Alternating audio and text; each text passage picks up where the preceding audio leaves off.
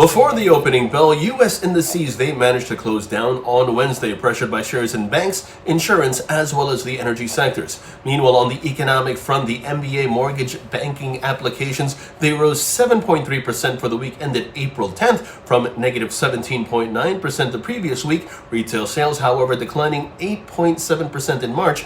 Empire manufacturing dropping to negative 78.2 in April, and industrial production falling 5.4% in March. This all as the Federal Reserve released its Beige Book, which stated that the U.S. economy contracted sharply across all regions, while employment dropped quickly in many sectors and price inflation was down, all results of the COVID-19 pandemic.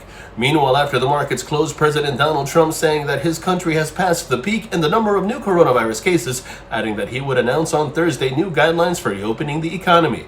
Bed Bath & Beyond posting fourth quarter adjusted EPS of 38 cents, above expectations, down from $1.20 a year ago, on net sales of $3.1 billion as expected, also down from $3.3 billion last year.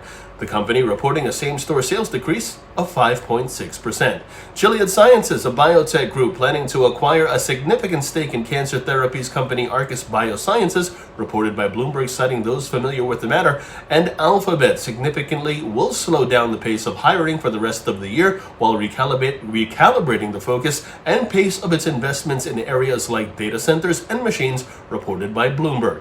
Meanwhile, in terms of expectations today, we do have results from Abbott Laboratories, BlackRock, and Bank of New York Mellon, while on the economic docket before the opening bell, we have the Philadelphia Fed Manufacturing Index, housing starts, and building permits for the month of March, and we also have weekly jobless claims, both initial and continuing. Taking a look at the markets, the S&P 500 is where we begin. That sees a rebound expected. The Nasdaq, that sees further advance, while the Dow Jones sees limited upside, and that's in focus. The relative strength index calls for a rebound. Long positions above 23,320 are favored, with targets at 23,700 and 23,929 in extension.